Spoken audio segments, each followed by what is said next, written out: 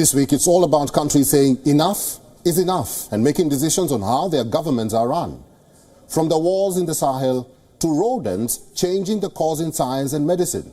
All these coming up in the program. This is World of Africa. I'm Erik Njoka, and the show starts right now. Moroccan lawmakers voted unanimously to review ties with the European Parliament, accusing it of meddling after a resolution that urged the kingdom to respect press freedom. Members of both houses of Morocco's parliament met in the capital Rabat for a joint session in response to the non-binding European text adopted. Under a 1996 agreement, Morocco and the European Union have been linked in tight economic and commercial relations, particularly in agriculture and fishing. A handful of top Arab diplomats met in the Libyan capital in a gathering boycotted by powerful foreign ministers who argued that the mandate of the Tripoli-based government has ended. 5 of the 22 member states of the Arab League sent their foreign ministers to the periodic consultative meeting. Libya's current political stalemate grew out of the failure to hold elections in December 2021 and Baba's refusal to step down. In response, the country's east-based parliament appointed Bashaga, who has for months sought to install his government in Tripoli. The US ambassador to the United Nations, Linda Thomas-Greenfield, is the second cabinet member heading to Africa as part of President Joe Biden's big push to engage the world's second-largest continent. Linda will travel to Ghana, Mozambique and Kenya. Her visit comes days after United States Secretary of the Treasury, Janet Yellen, also completed her 3-country tour of Africa. Her visit came just weeks after US President Joe Biden hosted the leaders of dozens of African nations, as well as the African Union for the second US-Africa Leaders Summit in Washington, D.C. However, South Africa has defended its warm relations and joint military drills with Russia as it hosted Foreign Minister Sergei Lavrov on his second visit to the continent since the invasion of Ukraine. Journalists in war-torn Cameroon called for an urgent and rigorous investigation into the death of a prominent reporter. The Cameroon Association of English-Speaking Journalists said the mutilated body of Salomon Bani Zogo, more popularly known as Martinez Zogo, was found near a suburb of the capital. Zogo, a journalist and managing director at private radio station Amplitude FM, was abducted near his home on January 17th by unidentified men in Cameroon's capital, Yaoundé. Kenya's opposition leader Raila Odinga has called on his supporters to resist the government of President William Ruto, saying its disputed election last August was not legitimate. Ruto, who says the Supreme Court's ruling vindicated his victory, has accused Odinga of planning to sabotage his administration by calling for protests. The president has moved to set the stage for the reconstitution of the Election Commission, IEBC, after the retirement of its chairman and 2 loyal commissioners this month, and the resignation of the majority of the others. You have overstayed your welcome. We can do it on our own. Those were the words of Burkina Faso's junta government to the French troops stationed at the borders. The West African countries severed ties with France and ordered their troops to leave within a month. Anti-French sentiment has grown in Burkina Faso, a former French colony, since Ibrahim Traoré seized power in September last year. Traoré has been more overtly open to working with other countries, notably Russia. Here's a report from Ouagadougou. These protests are not new to Burkina Faso. They have been recurring for months. The call has been the same. Several hundred people demonstrated in Ouagadougou against the French presence and demanded the departure of its French ambassador to Burkina Faso. We don't want their help anymore. We want them to go back. We're tired of them. The French ambassador, we want him to go back. The soldiers in Camboinsin, we all want them to go back. Let them free Burkina. We have decided we want to lead this fight. The war we are currently waging, Burkina Faso has decided to lead the fight with good partners. And we feel that France is not the ideal partner to accompany us to the final victory. And now Burkina Faso's junta government ordered hundreds of French troops to depart the West African country within a month, adding the decision had been made to end the presence of France's military on Burkinabe soil.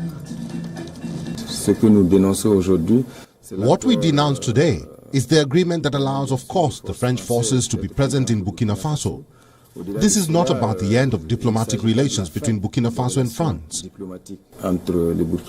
The vision of the transition today, it is the Burkinabe themselves who will make the sacrifice for the liberation of our territory, for the reconquest of the integrity of the territory, and especially for the refoundation.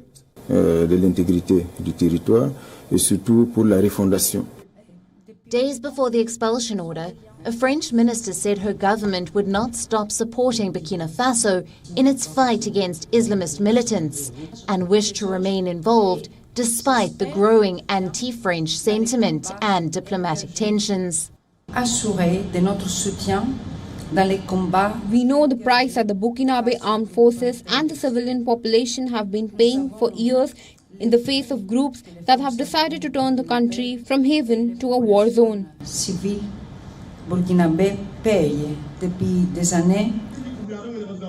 Relations between France and Burkina Faso, a former French colony, have deteriorated following 2 military coups that were partly spurred by the authorities' failure to protect civilians from jihadist attacks.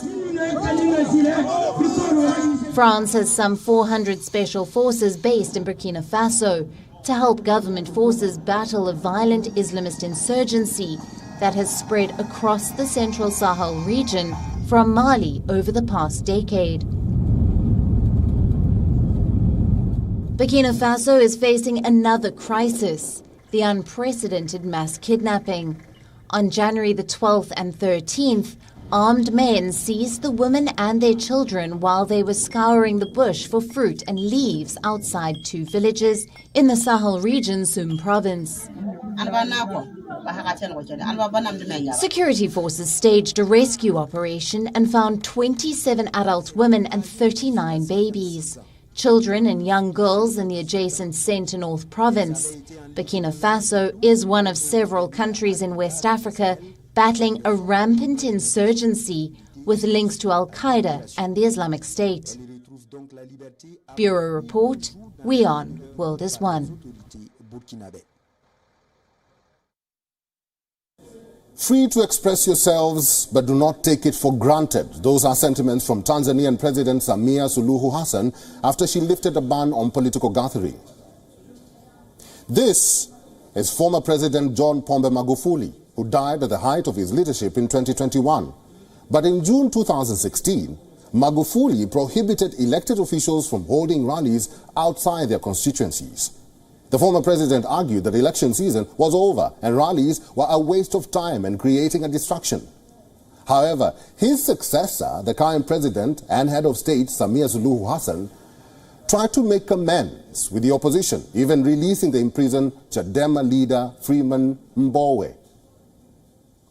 Mbowe urged his supporters to shun hate against ruling party supporters and their leaders as he showered praise on President Hassan. Tundu Lissu, Chadema's presidential candidate who fled to Europe after the 2020 elections, has said he will return home now that the ban has been lifted. Here's a report from Dar es Salaam. Tanzania's President Suluhu Hassan was addressing political leaders in the country's capital, Dar es Salaam, where she made the much-awaited announcement. I'm here today to come and give permission and announce that the ban on public rallies is now lifted.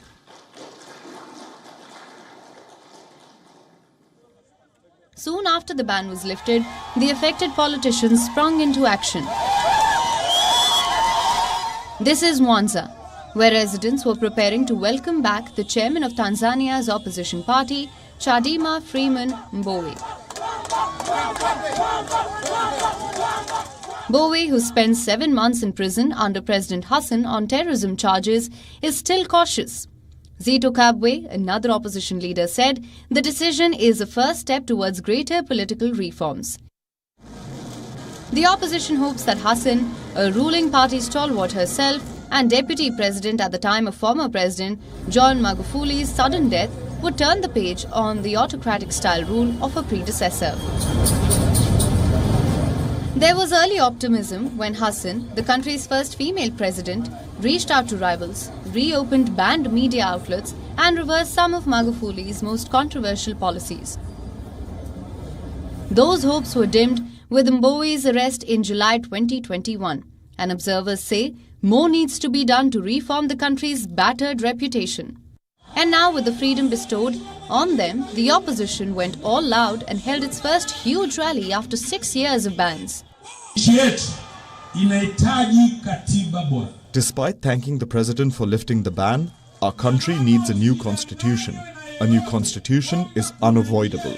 We, the opposition and the ruling party, need a reconciliation on this. But for that, we need an independent electoral commission. We have been silent for almost 7 years, but finally, our rights are restored and we are ready to move ahead. Adopted in 1977, Tanzania's constitution has been amended more than 10 times, including a provision to introduce a multi-party system. Previous attempts to change the basic laws stalled in 2014 when the opposition push for reforms met with the government crackdowns. Magufuli had banned political rallies early in his tenure, saying it was time for work, not politics. But critics say the ban applied only to opposition groups, with the ruling party free to assemble. Rival gatherings were violently broken up by police and party officials were jailed. Bureau Report WION, World is One. Laboratories in Tanzania and Nairobi are training rats to sniff out tuberculosis. Already known for finding landmines, the rodents could now transform the way the disease is being detected. Here now is a report. These African giant pouch rats have a hero status with scientists at the Apopo Project, a Belgian non-profit organization in Tanzania, thanks to their ability to sniff out tuberculosis. Apopo is known for training rats to find landmines, but training them to detect TB was new territory when they began using the program in 2008. Now the animals work in 21 medical centers in Tanzania's capital, Dar es Salaam. Sensitivity of this rat is higher as compared to microscope, smear microscope, and as compared to other tests, their sensitivity are independent of HIV status. That is, they can easily identify tuberculosis in people living with HIV, giving in mind that these people living with HIV, it's very difficult to be diagnosed by the standard tests, including gene expert and microscope. A study conducted by Apopo in 2016 compared the accuracy of the rats to that of standard methods used in laboratories such as smear microscopy, bacteria culture tests and GenExpert, a rapid test for tuberculosis. It was discovered that the rats were more accurate in finding TB-positive samples in human sputum. In neighboring Kenya, a veterinary pathologist says 50% of a rat's nasal lining is covered in scent receptors, which is why they have a superior ability to detect scents compared to humans who only have 5% of that. Well, rats are mammals just like us humans, but the difference between us and rats, we have less scent receptors. These are special cells within the lining of our nasal passages which pick up on scents. Rats tend to have 50% of the lining covered by, usually 50% covered by the scent receptors, while humans only have about 5% of the lining covered with scent receptors. So that means they have a higher ability and a higher number of scent receptors which pick up on the different scents around in the environment. The rats are currently used to detect 75% of TB samples in Mozambique. According to the WHO, TB claimed the lives of 1.6 million people in 2021, including 187,000 people with HIV. The disease is the 13th leading cause of death globally and the second leading infectious killer after COVID-19. Many developing countries heavily rely on old TB detection techniques that entail the use of microscopes to examine the sputum of potentially infected patients. In the hope of overcoming these challenges, the scientists at Apopo and Lancet, Kenya continue their life-saving research with the help of their hero rats. Bureau Report, WION, World is One. In Madagascar, Wild Food Program has established a sustainable water source. They have also set up information and communication technology in remote areas with the aim of providing essential services to the members of the community. They are hoping to do this in an environmentally responsible and sustainable way. Here now is a report. Madagascar, an island nation just adjacent to South Africa, is considered the most cyclone-exposed country in the continent. The Androy and Anossi regions are at the sharp end of the climate crisis. There are also high rates of chronic malnutrition among children under 5. The regions are adversely affected by extreme weather events such as cyclones, storms and droughts. And this climate crisis has affected the communities living in these areas, as they are lacking essential services like energy, water and digital technology, especially in the remote areas. Now, to overcome this issue, the Wild Food Program and other partners under the Rapid Rural Transformation Initiative have come up with a plan. They have installed solar-powered hubs, a sustainable water source, information and communications technology centers in remote areas, as they aim to provide essential services to the members of the community in an environmentally responsible and sustainable manner. The solar panels here in this rapid rural transformation project can allow the community to get that basic energy in a green form. And with that energy, it can be converted with water pumps. We can extract water from the ground, which can be used as drinking water, which can be used for irrigation. And then there are so many other opportunities that come from that. WFP officials are calling this initiative a game changer. The program is planning to expand the initiative to other villages and regions. In southern and southeastern regions of Madagascar, where more than 2 million people are experiencing high levels of food insecurity. In 2021, United Nations said Madagascar was on the brink of experiencing the world's first climate change famine, as tens of thousands of people were suffering catastrophic levels of hunger and food insecurity after 4 years without rain. And even after 2 years, the effect still remains.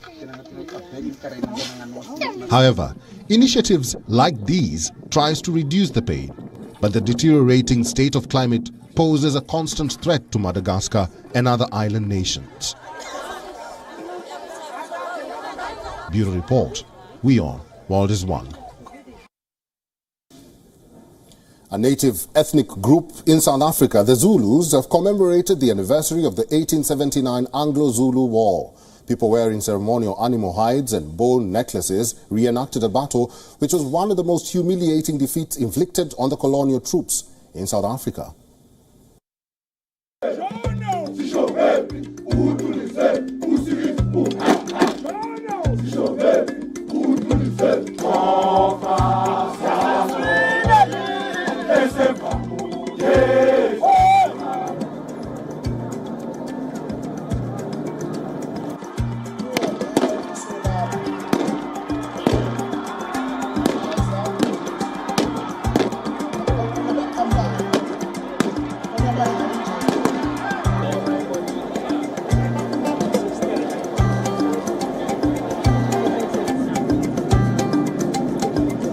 It's important to commemorate a battle because it's such an important part of our history, and it's also important to both us and to the Zulus, and it's commemorating fallen soldiers.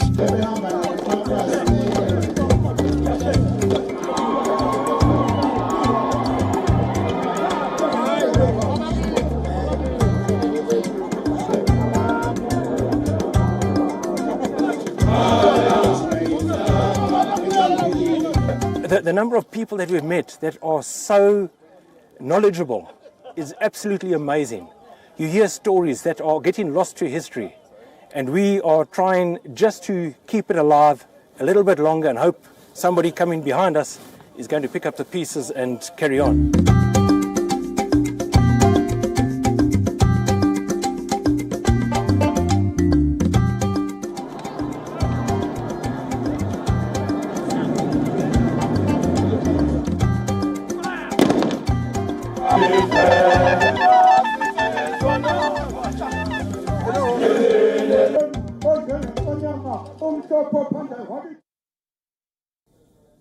And it's a wrap on this episode of Wild of Africa. Thank you very much for your time and for watching.